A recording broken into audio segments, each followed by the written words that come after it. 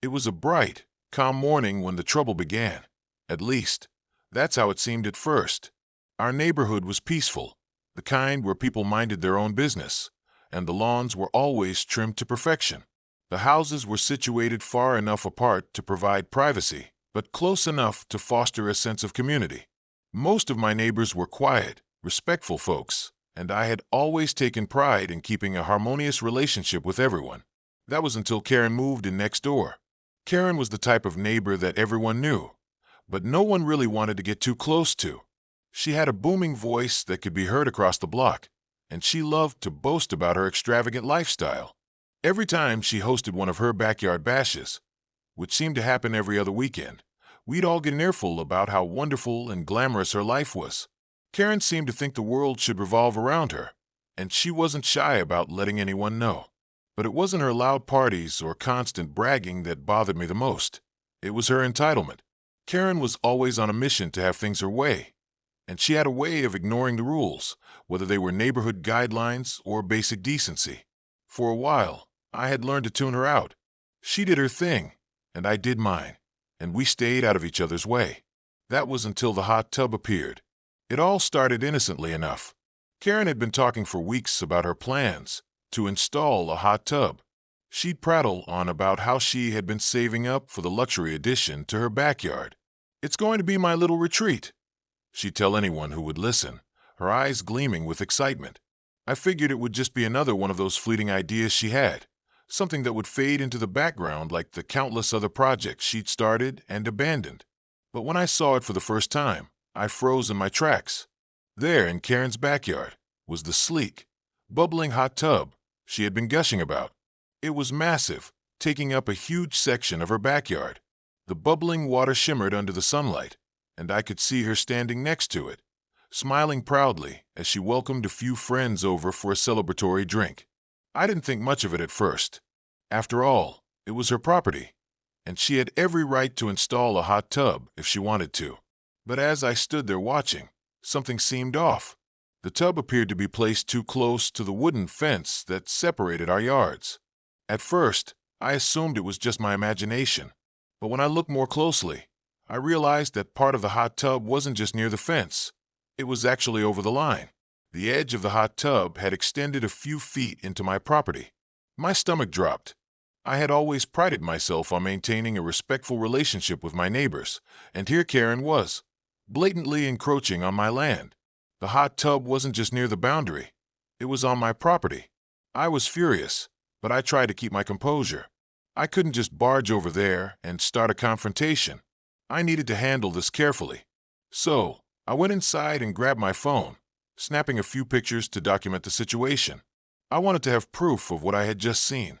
I spent the next few hours pacing around my house, trying to calm my thoughts. How could Karen have been so careless? Did she really think no one would notice? I wasn't about to let her get away with this. I knew I had every right to protect my property, but I wasn't sure how to go about addressing it. Should I go knock on her door and ask her to move the hot tub? Should I call the HOA right away? I debated for hours, my mind racing with possibilities. As the sun began to set, I made up my mind. I was going to confront her directly. I wasn't going to let this go unnoticed. I grabbed the pictures I had taken, and with a deep breath, I marched next door. When Karen opened the door, I was greeted with her usual wide smile, but I could tell she was already in a defensive mood. "Hey, what's up?" she asked, her voice sweet but with a hint of sarcasm, as though she were already preparing for an argument. I took a deep breath and went straight to the point. "I noticed that your hot tub is really close to the fence," I said, trying to sound calm. "Actually, it looks like part of it is on my property."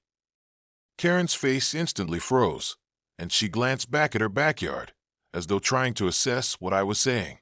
She didn't respond immediately, and when she did, her words came out with an edge. "Oh, come on," she said dismissively. "It's just a little part of the yard. You're overreacting." I held up my phone. "I've got pictures of it. Part of the hot tub is on my land." Karen raised her eyebrows, but didn't seem particularly worried. "It's just a hot tub. What's the big deal?"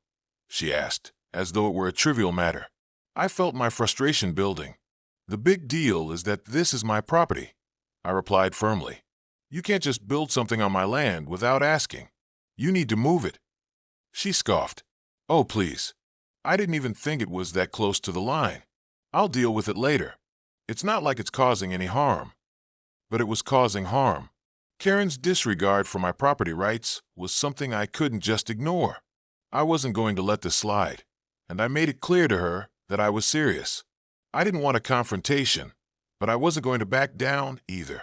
Karen's face hardened, and she crossed her arms. Fine, she said, but I'm not going to move it unless someone makes me.